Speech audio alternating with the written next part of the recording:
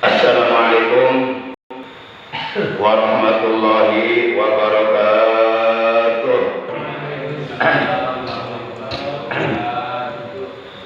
Innal hamdalillah nahmaduhu wa nasta'inuhu wa nastaghfiruh wa na'udzu billahi min shururi anfusina wa min sayyiati a'malina.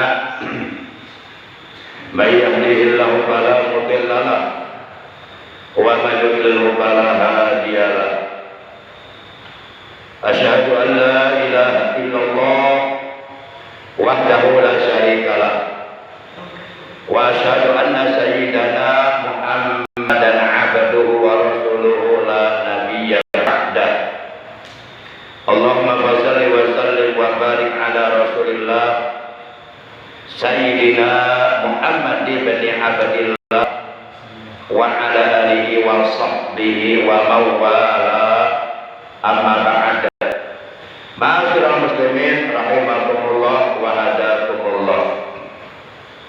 Segala puji bagi Allah, salawat dan salam semoga tetap dilimpahkan selalu sampai hari kiamat tiba atas panutan kita yang mulia, baginda tercinta Nabi Agung, Nabi besar Muhammad sallallahu alaihi wasallam, beserta seluruh keluarga beliau, para sahabat beliau, dan seluruh pengikut beliau yang tetap setia kepada beliau, yang tetap cinta kepada beliau, yang tetap istiqomah mentaati segala perintah beliau, juga mengamalkan sunnah-sunnah beliau. Semoga di hari kiamat nanti kita semua yang hadir pada malam ini, juga keluarga kita dan saudara kita semuanya mendapatkan syafaat uzma dari beliau dan mendapatkan air dari telaga beliau yang ada di hari kiamat. Amin ya Allah ya rabbal alamin. Ma'asyiral muslimin rahimakumullah wa hadakumullah wa hafizakumullah.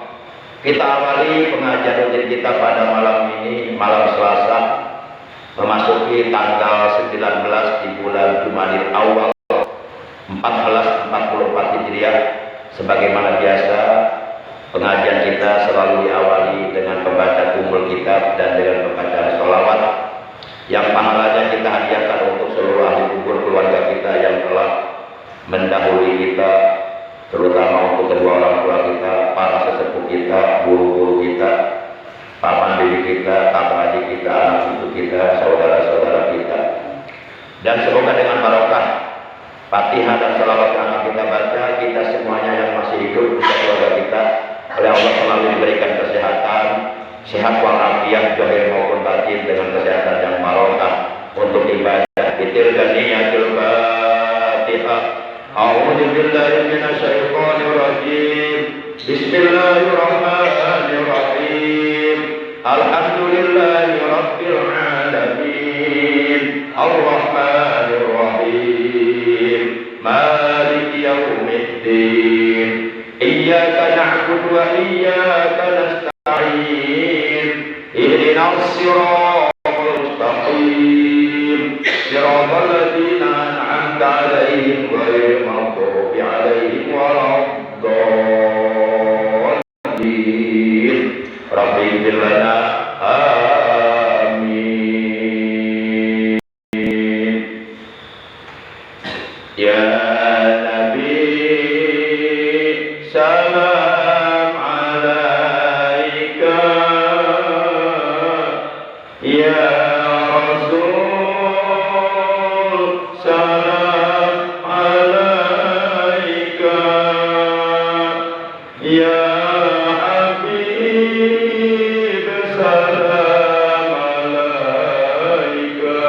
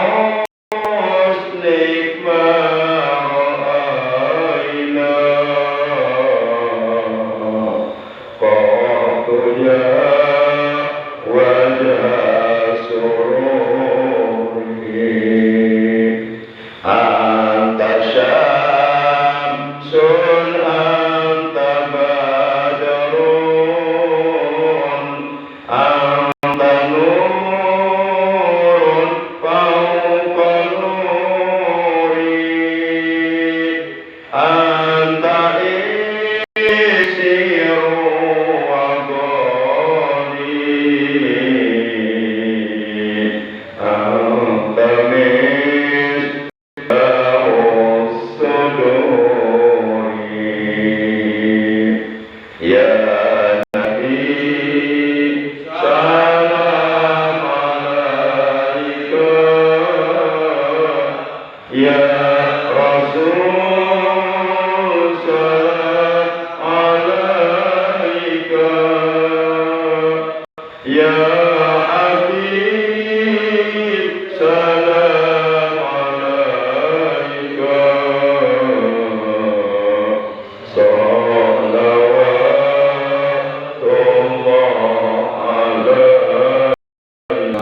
Allahumma shalli wa sallim wa barik alaihi wa ala alihi wa sahbihi.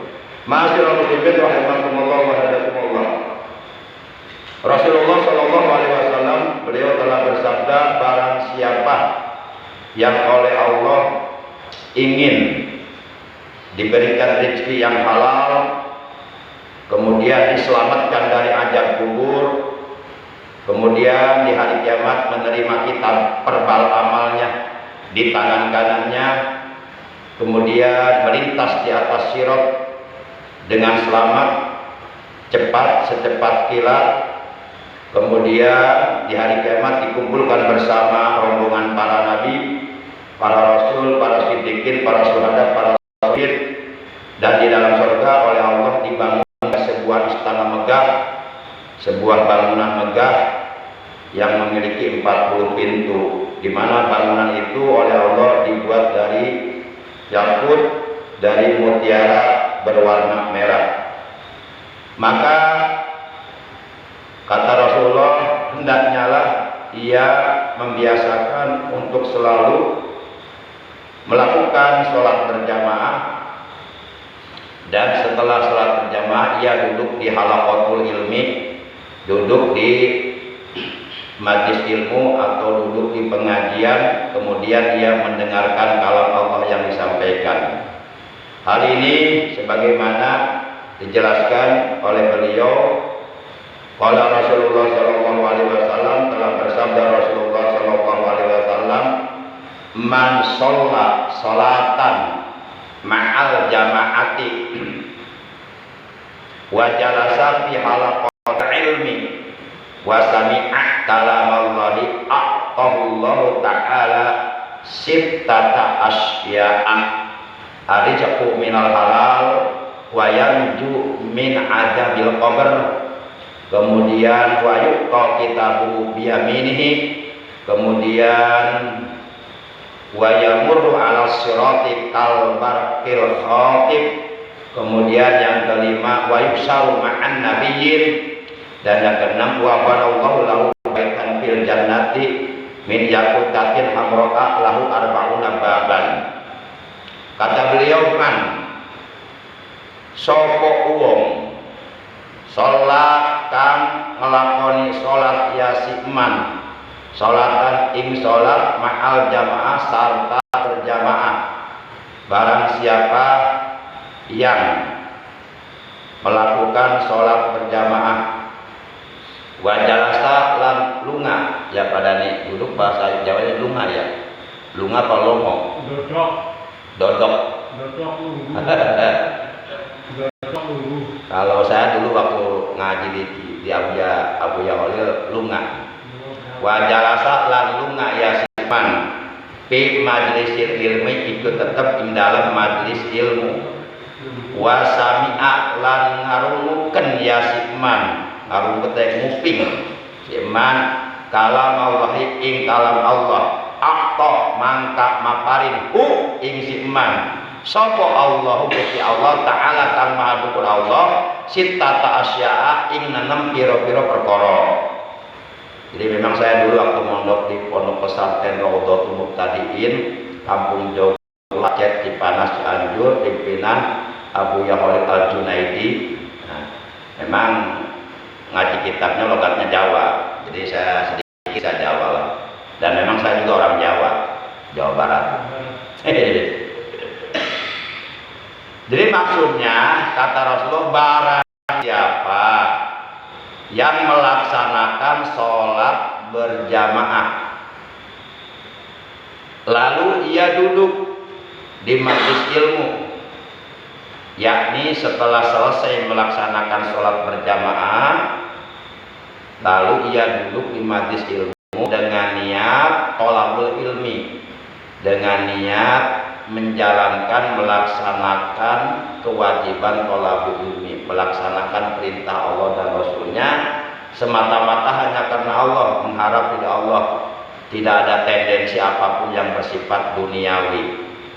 Wa sami'a kalamullah, di majlis ilmu dia mendengarkan dengan telinganya kalam-kalam Allah, firman-firman Allah, sabda-sabda Rasulullah, keterangan-keterangan agama yang notabene seluruh ajaran agama itu bersumber dari kalam Allah, bersumber dari Al-Quran.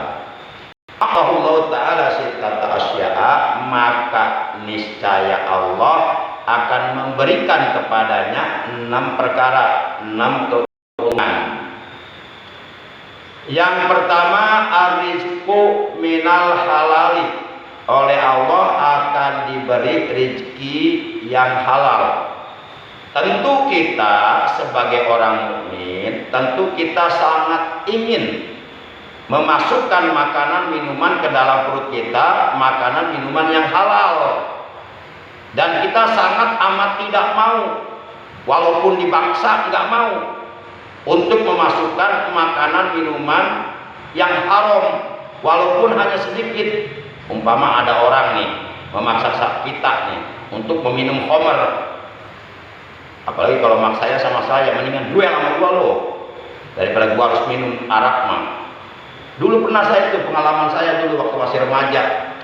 Saya waktu itu masih duduk di MTS Al-Baqiyatu Sholihat Cibogo kelas 2. Saya punya teman namanya si Iwan, orang Jonggol. Dan dia suka mabok, kalau kemana-mana suka bawa topi miring. Nah, satu hari dia ngajak saya nonton main bola di Kampung Tegal. Berangkatlah saya, si Iwan, si Holil, almarhum orang kebun kopi, dan yang lainnya. Setelah sampai di sana di Kampung Tegal, saya mau nonton bola, tapi si Iwan ngajak saya minum. Dia udah bawa minumannya tuh di kantong ini kopi miring. Kata dia, udah nggak usah nonton bola, kita minum aja di sini. Dia maksa, tapi dia udah dalam keadaan, dia udah minum duluan, udah dalam keadaan. Ya saya perhatikan matanya merah, ngomongnya juga agak ganggu. Ya udah, langsung saya hajar dia, saya pukul mukanya, jatuh, udah saya pulang. Beberapa hari kemudian ketemu, biasa lagi. Mungkin dia waktu saya pukul dia nggak ingat gitu, udah mabuk. Benar, saya mah daripada diajak mabuk dengan berkelahi, saya lebih suka berkelahi. Saya waktu kecil memang tukang berantem, terus terang aja tukang berantem, saya nakal. Kalau ditantang berantem saya seneng itu, ditantang duel. Bahkan pernah saya ditonton oleh masyarakat ganggu di lapangan hujan-hujan, berantem tuh sama seorang preman yang sekarang masih ada tuh, suka nongkrong di pertigaan Gardu tuh, namanya Nanang yang bertato tuh. Itu teman saya tuh, waktu pernah berantem sama saya tuh di lapangan, ditonton sama bapaknya tuh. Makanya dia kalau ketemu saya dia berunduk, katanya malu, inget kan. Bener, saya mah sukanya berantem daripada minuman, daripada cewek, ingat berantem saya mah. Saya nggak pernah takut kalau diajak berantem sama siapapun. Itu dulu, sekarang insya Allah tidak, insya Allah. Para jamaah yang dimuliakan oleh Allah Subhanahu Wa Taala, itu pengalaman yang saya pernah alami, nggak bohong. Saya masih ingat masa-masa lalu, saya masih ingat apapun yang pernah saya alami di masa lalu saya masih ingat. Para jamaah yang dimuliakan oleh Allah Subhanahu Wa Taala. Nah, tentu kita sangat tidak ingin memasukkan makanan atau minuman yang haram ke dalam kantong nasi kita, ke dalam lambung kita, ke dalam perut kita. Karena akibat dari memasukkan makanan atau minuman yang haram, walaupun hanya sebesar batang kayu haram, itu dapat menyebabkan kita masuk neraka. Di mana baginda kita yang mulia tercinta Nabi Agung Nabi besar Muhammad SAW, beliau pernah bersabda, kullu lahmin nabata 'anil haram fannaru aula bih. Kullu lahmin, setiap daging, nabata yang tumbuh 'anil haram, dari barang yang haram. Jadi makanan-makanan, minuman-minuman yang kita masukkan ke dalam perut kita, ke dalam lambung kita, itu sebagian akan menjadi daging, tumbuh akan menjadi daging. Kalau orang banyak makan, bentar-bentar makan, nanti dagingnya gemuk dia. Gemuk, lintuh.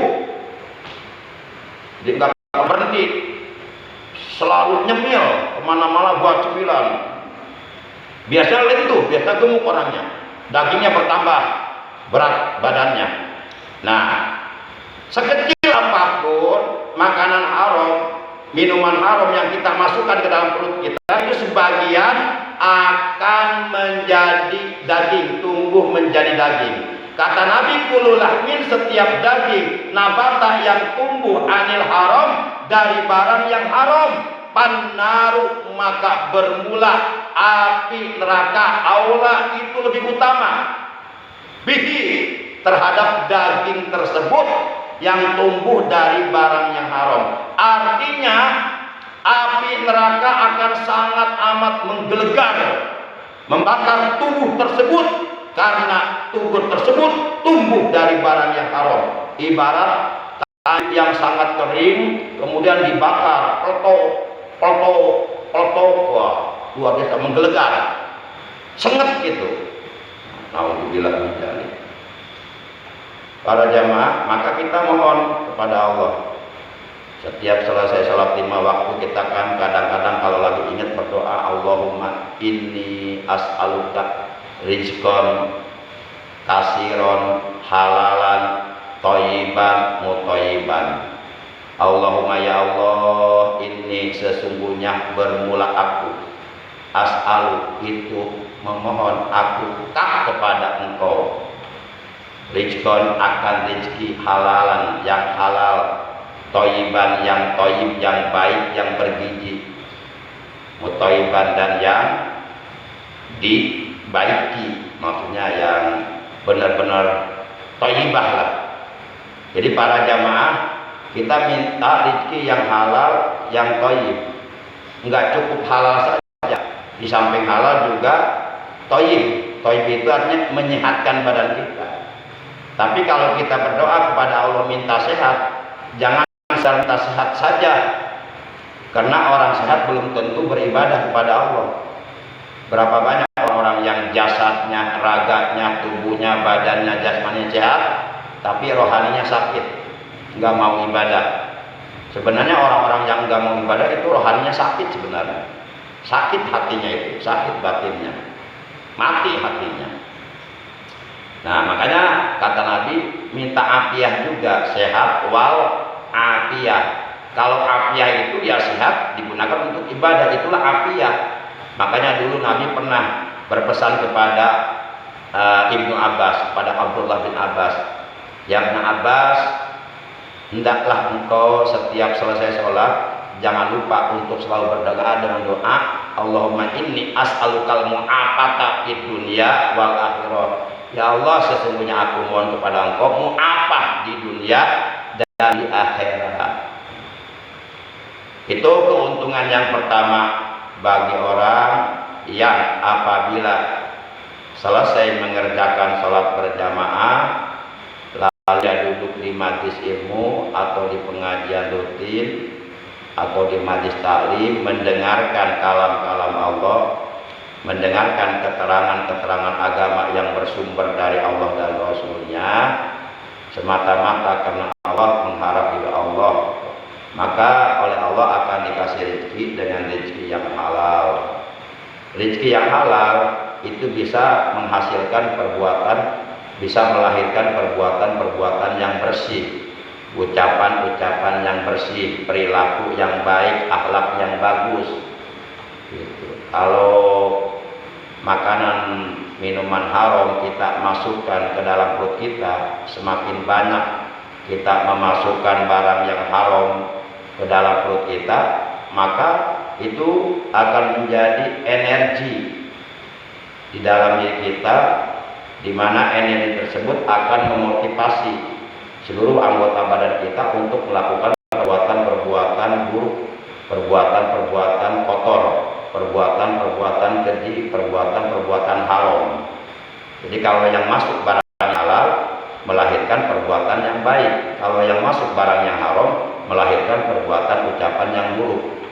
Ini kata Rasulullah dalam hadisnya, ija dakhalal halal kharajal halal wa ija dakhalal haram kharajal haram. Ija tatkalane dakhala manjing itu al halalu itu barang yang halal, kharaja maka metu opo al halalu ya ucapan perbuatan yang baik yang halal. Wa ija lan tatkalane dakhala manjing opo al haramu barang yang haram, kharaja maka metu opo al haramu ya perbuatan ucapan yang haram yang dilarang oleh Allah. Makanya rata-rata orang yang suka berbuat maksiat itu menunjukkan bahwa di dalam perutnya banyak makanan haram, minuman haram. Contoh yang masuk akal, yang logis, yang bisa diterima oleh akal, bisa dipahami oleh akal. Seorang preman bocorak, badannya penuh tato, dia suka bermabok-mabokan, gitu kan? Itu kan minuman haram. Dia sering bermabok-mabokan. Maka ketika dia punya duit, pasti dia gunakan untuk berbuat maksiat lagi, untuk mabok lagi, untuk main cewek lagi, untuk judi, begitu seterusnya. Karena memasukkan barang yang haram.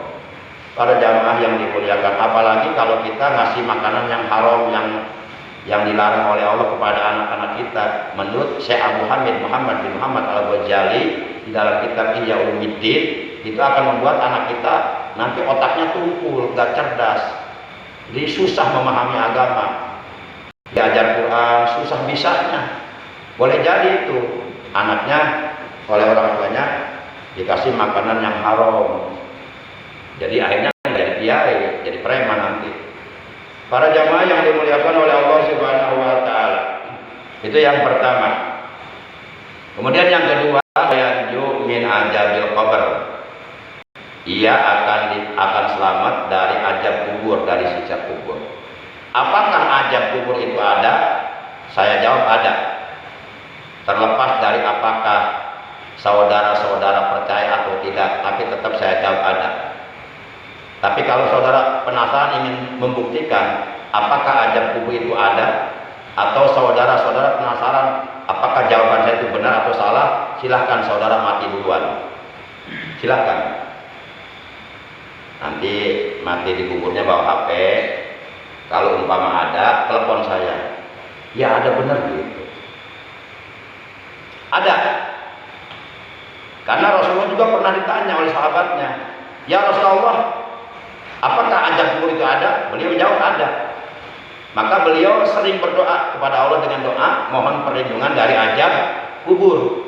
Bahkan kita setiap kita melakukan tahiyat akhir atau tahiyat awal, setelah kita selesai mengucapkan bil alamina innaka hamidum majid, kita dianjurkan membaca doa Allahumma inni a'udzubika min ajabil qabri wa min ajabin nar wa min fitnatil mahya wal mamati wa min fitnatil masihid dajjal ya muqallibal qulub sabit qalbi ala dinika wa ala taatika subhanaka inni kuntu minal zalimin. Baru kita mengucapkan salam. Itu penting doa itu. Dan Rasulullah juga selalu membaca doa itu. Beliau membaca doa tersebut bukan hanya ketika melakukan tahiyat awal, tahiyat akhir. Tahiyat awal nggak ada, nggak nyampe. Bukan hanya ketika melakukan tahiyat awal dalam sholat fardu atau dalam sholat sunnah, tapi juga beliau sering membaca doa tersebut di luar sholat. Nah, karena azab kubur itu akan menjadi cermin terhadap nasib kita pada tahap-tahap berikutnya. Kalau umpama di alam kubur kita selamat dari azab kubur, bahkan malah justru kita mendapatkan nikmatul qabri, mendapatkan nikmat kubur. Bahkan alam kubur kita oleh Allah dijadikan raudhah, taman, miryadil jinah atau miryadil jannah, daripada taman-taman surga. Bahkan nawwarallahu qabrana, Allah menerangi kuburan kita, meluaskan kuburan kita. Maka itu pertanda bahwa menuju tahap-tahap berikutnya sampai masuk ke dalam surga kita akan selamat. Kalau di alam kubur kita selamat dari azab kubur. Tapi sebaliknya, kalau di alam kubur kita enggak selamat dari azab kubur, artinya mendapatkan azab kubur, itu pun menjadi tanda bahwa menuju tahap-tahap berikutnya kita nggak akan selamat, akan terus mendapatkan bertubi-tubi siksaan di hari kiamat sampai akhirnya kita dimasukkan ke neraka. Hal ini sebagaimana dijelaskan oleh Rasulullah dalam sebuah hadis, annal qabro, satu utawi alam kubur, iku manazilul akhirah, itu adalah tahap pertama menuju alam akhirat. Tahap pertama menuju alam akhirat itulah alam kubur. Siapapun akan pulang ke alam akhirat, nah pintu pertamanya alam kubur. Mau nggak mau pasti kita akan masuk alam kubur itu, nggak bisa nolak. Apabila ajal kematian yang telah ditetapkan oleh Allah datang kepada kita, siapapun kita nggak bisa nolak. Pasti kita akan menjadi penghuni rumah masa depan yang namanya alamul kubur, alamul qabri, alam kubur. Rumah yang sekarang kita tinggal di dalamnya bersama keluarga, makan bersama keluarga, nonton TV bersama keluarga, yang setiap tahun itu rumah kita cat, kita perbaiki, kita perindah, kita percantik, itu cepat lambat akan ditinggalkan. Nah, seyogianya kita juga memikirkan rumah masa depan kita alam kubur. Bagaimana nanti rumah masa depan saya ini akan luas apa sempit, akan terang apa gelap gulita, akan indah apa menyeramkan. Seharusnya kita berpikir ke arah sana juga. Jangan hanya memikirkan rumah di dunia saja diperbaiki, dipercantik, diperbagus, sementara kita lupa bahwa kita satu saat akan menjadi penghuni rumah masa depan. Yuk kita percantik rumah masa depan kita alam kubur dengan amal soleh, dengan ibadah, dengan zikir, dengan baca Quran, dengan baca tasbih, dengan sodako, dengan sholawat. Itulah untuk mempercantik rumah masa depan kita alam kubur. Karena itu pasti akan kita alami, pasti akan kita alami. Kullu nafsin dha'iqatul maut, summa ilaina turja'un. Setiap yang bernyawa pasti akan mati. Kemudian kepada Allah lah, kepada kami lah kata Allah, kalian semuanya akan dikembalikan. Inna lillahi wa inna ilaihi raji'un. Para jamaah, itu keuntungan yang kedua, akan diselamatkan dari azab kubur bagi orang yang apabila selesai melaksanakan sholat fardu dengan berjamaah, lalu ia duduk di majlis ilmu mendengarkan kalam Allah dengan niat talabul ilmi semata-mata karena Allah. Jadi kita di sini duduk bukan melakukan suatu yang sia-sia, suatu yang mulia, disukai oleh Allah, disukai oleh Rasulullah, disukai para malaikatnya. Maka beruntunglah orang-orang yang istiqomah duduk di majlis ilmu. Beruntung mereka. Mereka adalah orang-orang yang dipilih oleh Allah untuk nantinya akan dijadikan ahli surga. Dosa-dosa mereka diampuni oleh Allah. Mereka akan meninggal dunia dalam keadaan husnul khotimah. Asalkan karena Allah, nggak ada tendensi apapun yang bersifat duniawi. Baik, itu yang kedua. Wayanju min ajabil qabr. Oleh Allah akan diselamatkan dari azab kubur. Yang ketiga, wa yuqa kitabuh yamin. Nanti pada hari kiamat kita oleh Allah akan dibagi kitab perbal amal, kitab catatan amal perbuatan kita selama kita hidup di alam dunia, baik atau buruk yang kita lakukan, itu semuanya ada catatannya. Siapa yang mencatat amal kebaikan yang kita lakukan selama kita hidup di alam dunia? Jawabannya malaikat raqib. Siapa yang mencatat amal keburukan, perbuatan-perbuatan dosa, perbuatan-perbuatan maksiat, perbuatan-perbuatan munkarat, perbuatan-perbuatan zalim, perbuatan-perbuatan keji, perbuatan-perbuatan kotor yang dilarang oleh Allah? Jawabannya malaikat atid. Kata Allah dalam Al-Quran, ma yalfidu min qaulin illa ladaihi raqibun atid. Tiadalah ma yalfidu min qaulin, tiadalah satu lafaz dan ucapan yang kau ucapkan, illa ladaihi, melainkan di sisimu, di sisi raqibun atidun, ada malaikat raqib dan atid. Jadi kemanapun kita pergi, dimanapun kita berada, apapun yang kita lakukan, baik atau buruk, itu dicatat, ada catatannya. Kita selalu diawasi oleh malaikat raqib dan atid, dan kita harus bisa merasakan bahwa keberadaan diri kita selalu diawasi oleh malaikat raqib dan atid. Dan apapun yang akan kita lakukan, apapun yang akan kita perbuat, apapun yang akan kita kerjakan, baik atau buruk, itu dicatat oleh malaikat raqib dan atid. Dan kita wajib beriman kepada adanya malaikat, terutama malaikat yang 10, Jibril, Mikail, Israfil, Ijrail, Munkar, wa Nakir, raqib, atid, Malik, Ridwan. Nah, nanti buku catatan amal tersebut di hari kiamat oleh Allah akan dibagikan kepada kita. Di saat itu manusia terbagi ke dalam 3 golongan.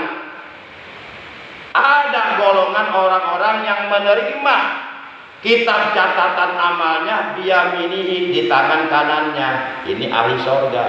Ini orang yang akan selamat. Dan ada juga golongan yang kedua, orang-orang yang menerima kitab catatan amalnya bisimalihi, dengan tangan kirinya. Ini orang yang akan celaka, yang akan dimasukkan ke dalam neraka. Dan yang ketiga, ada juga orang-orang yang menerima kitab catatan amalnya bijohrihi, dengan punggungnya. Itu pun orang yang akan celaka. Yang akan selamat adalah golongan orang-orang pada hari kiamat mereka menerima kitab catatan amal biyamini, di tangan kanannya. Nah, orang yang apabila selesai sholat 5 waktu dengan berjamaah, kemudian duduk di majelis ilmu dengan niat thalabul ilmi, menjalankan kewajiban yang diperintahkan oleh Allah dan Rasulnya semata-mata karena Allah, mengharap dari Allah, maka orang yang seperti ini apabila ia melakukan perbuatan ini dengan istiqomah, kelak di hari kiamat dia akan menerima kitab catatan amalnya biyaminihi, di tangan kanannya. Itu pertanda ia akan selamat dan akan dimasukkan ke dalam surga. Itu golongan yang ketiga, keuntungan yang ketiga. 3 lagi kita persingkat aja. Yang keempat, wa yamuru ala siratikal barqil khatib, ia akan melintas, meniti, menyeberang di atas sirat, jembatan gawat darurat yang melintang di atas kobaran api neraka menuju surga dengan cepat, secepat kilat, dan selamat masuk surga. Yang kelima, wa yusaru ma'an nabiyyin, di hari kiamat, pada hari di mana hari itu adalah hari penghisaban amal. Seluruh amal perbuatan yang kita lakukan akan dihisab oleh Allah, akan diperhitungkan oleh Allah. Maka hisablah dirimu sebelum kamu dihisab oleh Allah pada hari kiamat. Nah, di hari itu dia akan dikumpulkan bersama rombongan para nabi, para rasul, para siddiqin, para syuhada, bersama rombongan orang-orang yang soleh, bersama rombongan hamba-hamba Allah yang ahli surga. Selamat kita kalau dikumpulkan bersama mereka di hari kiamat, selamat. Selamat pasti. Dan yang keenam, yang terakhir, wa banallahu lahu baitan fil jannah min yaqutatin hamra lahu arba'una baban. Allah Subhanahu wa taala akan membangunkan baginya, yaitu sebuah rumah atau sebuah istana, sebuah bangunan yang megah, yang indah, dibuat min yaqutatin hamra, dari yakut. Yakut itu mutiara. Yakut itu permata. Kalau mutiara lu'lu'. Ada yakut, ada lu'lu'. Kalau yakut itu permata. Iya, kalau lu'lu' mutiara, kalau nggak salah. Petukar ya lupa saya. Bisa lihat aja kalau salah. Pokoknya itu bangunan sangat indah, dibuat dari permata berwarna merah. Permata kan mahal harganya. Itu permata dunia, apalagi permata surga nanti, wah nggak ada harganya, nggak bisa kebeli kita. Nah, warnanya merah, merahnya merah delima, pokoknya merah indah lah. Dan itu bangunan mempunyai 40 pintu, berarti luas, ya luas. Ini apa, 1 pintu, 2 pintu, 3 pintu, 4 pintu, 5 pintu aja luas lumayan. Apalagi 40 pintu, seluas apa itu bangunan? Nah, itu akan diberikan oleh Allah kepada hamba-hamba Allah, orang-orang mukmin yang ketika hidup dalam dunia gitu, melaksanakan sholat berjamaah, kemudian duduk di majelis ilmu. Demikian tadi kita malam ini. Kurang lebihnya mohon maaf. Terima kasih atas kehadirannya, atas perhatiannya. Semoga kita oleh Allah diberikan tambahan ilmu yang bermanfaat, ilmu yang barokah, ilmu yang disertai daya, ilmu yang dapat menyelamatkan kita, membahagiakan kita dunia dan akhirat. Amin ya Allah ya Rabbal alamin. Akhirnya Mari kita tutup dengan ucapan hamdalah. Alhamdulillahirabbil alamin. Subhanakallahumma wa bihamdika asyhadu an la ilaha illa anta wahdaka la syarika laka astaghfiruka wa atubu ilaik. Astaghfirullah rabbal baraya. Astaghfirullah minal khataya. Astaghfirullah rabbal baraya. Astaghfirullah minal khataya.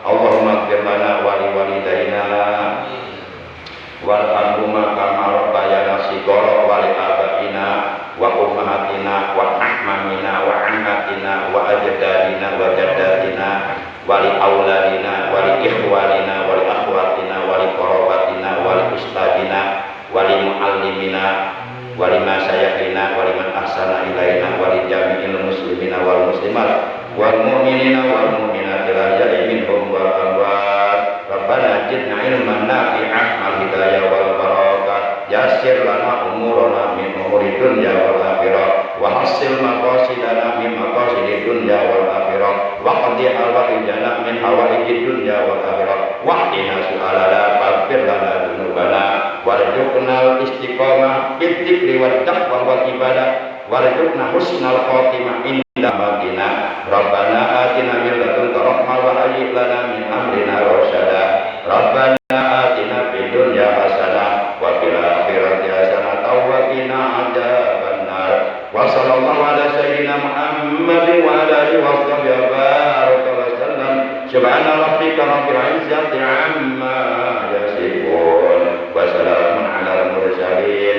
walhamdulillahi rabbil alamin. Hadanallahu wa iyyakum ajmain. Wassalamualaikum warahmatullahi wabarakatuh. Waalaikumsalam.